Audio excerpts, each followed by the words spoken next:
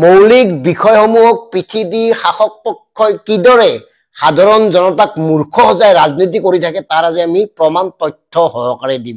এই কাৰণে কৈছো মুখ্যমন্ত্ৰী ডাঙৰীয়াই কৈছে যে গৌৰৱ গগৈৰ পত্নীৰ ISI সম্পৰ্কত মানে গছৰ দিছে আৰু গছৰ লৈছে ইতিমধ্যে SIT গঠন কৰিছে, বিশেষ অনুসন্ধানকাৰী গোট গঠন কৰি দিছে।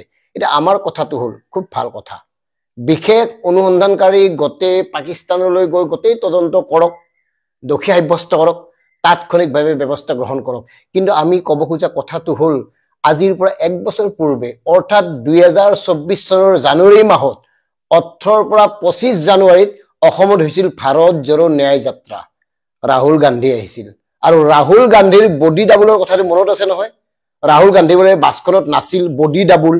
এই বডি ডাবুল বিষয়টোক লৈ ইমান বেছি চৰ্চা হৈছিল, ইমান বেছি বিতৰ্ক কৰিছিল মুখ্যমন্ত্ৰী ডক্টৰ হিমন্ত বিশ্ব শৰ্মা ডাঙৰীয়াই, আনকি শেষত গৈ ৰাহুল গান্ধীৰ সমগ্ৰ বিষয়টো অনুসন্ধান কৰিবলৈও গঠন কৰা হৈছিল SIT। গতিকে সেই SIT रिपोर्ट की हल? कासा में एक बहुत बड़ा प्रश्न भी खड़ा कर दिया है इंडिया टुडे एनी ने कि वो बॉडी डबल यूज किया था बास में। मतलब बास का सामने जो राहुल गांधी को दिखाई देते हैं वो राहुल नहीं होता है। राहुल अंदर में 8 लोगों को बैठने का एक उनका कमरा है, वो कमरा में बैठता है। Is Rahul Gandhi body double part of Bharat जोड़ो यात्रा? बाहर का लोग सोचते हैं भाई इतना पेडल मारा, इतना घूम रहा है, लेकिन व्यवस्था देखो हमारा घर का बेडरूम से अच्छा है। गमे पाले केनेके मुख्यमंत्री डांगरियाय फोनत इंडिया टुडेर उद्धृतिर বিষয়টোক জোৰ দি বডি ডাবলৰ কথা কৈছিল আৰু তেওঁ এই পৰ্যন্ত কৈছিল যে ৰাহুল গান্ধী ডাঙৰীয়াই এই যে সম্বোধন কৰিছিল আসলতে বডি ডাবলহে ৰাজ্য সম্বোধন কৰিছিল। কি আশ্চৰ্যকৰ কথা চাওক, সেইখিনি সময়ত এজন মানুহ দুজন কৰিছে, বডি ডাবল কৰিছে আৰু এই গোটেই বিতৰ্কটোক লৈ ব্যস্ত আছিল মিডিয়া। তাৰ পিছত SIT কি হল, ফফফ হল। সেইকাৰণে আমি কৈছো যে এই গোটেই কাৰবাৰটো হল জাতীয় বিষয়বোৰক পিঠি দি সাধাৰণ জনতাক ব্যস্ত ৰখা এটা ৰাজনৈতিক কৌশল, তাত বাইৰে একো নহয়।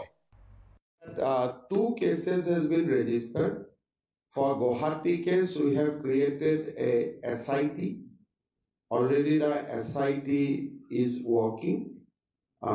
We have identified a body double which was used by Rahul Gandhi during the Padayatra.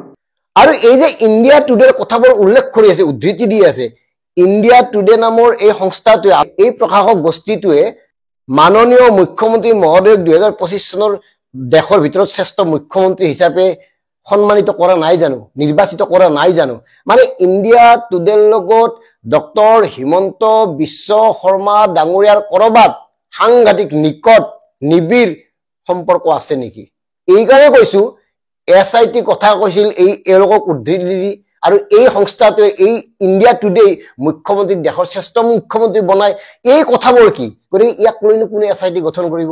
গতিকে SIT বোৰ গঠন কৰাৰ নামত কেনেকে সাধাৰণ জনতাক মূৰ্খ সজাই এইবিলাক বাহুল্যমি কৰি আছে তাৰ কথাটোৱে স্পষ্ট কৰিবৰ কাৰণে ডিকে বিভাগে এই প্ৰতিবেদন আগবঢ়ালো।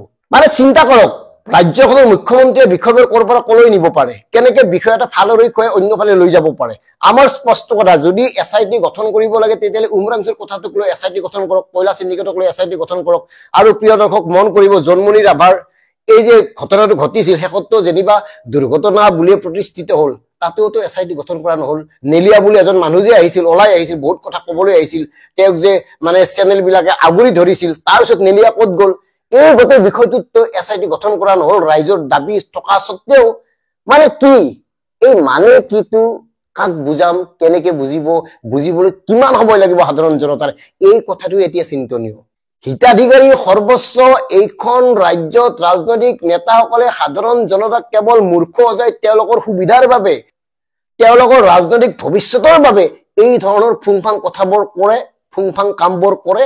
সাধাৰণ জনতাই হাত তেলি বজাই, মিডিয়াই তাত হাত উজান দিয়ে। মিডিয়াই আচল তথ্য, আচল সত্যটো উদ্ঘাটন কৰিবলৈ এতিয়া চেষ্টা নকৰে, কাৰণ মিডিয়াৰ বেছিভাগে এতিয়া বেপাৰীত পৰিণত হৈছে। এই কথাটো বাৰে বাৰে কৈছো, মিডিয়াৰ বেছিভাগ লোকেই এতিয়া মুখ্যমন্ত্ৰী ডাঙৰীয়াৰ ভিত্তত পৰিণত হৈছে এক ধৰণৰ। গতিকে এই কথাবোৰ আশা নকৰিব। আমাৰ কথাটো সাধাৰণ জনতা সজাগ হওক, সাধাৰণ জনতাই বিষয়বোৰ খুচৰি চাওক আৰু সাধাৰণ জনতাই সিদ্ধান্ত লওক। ধন্যবাদ।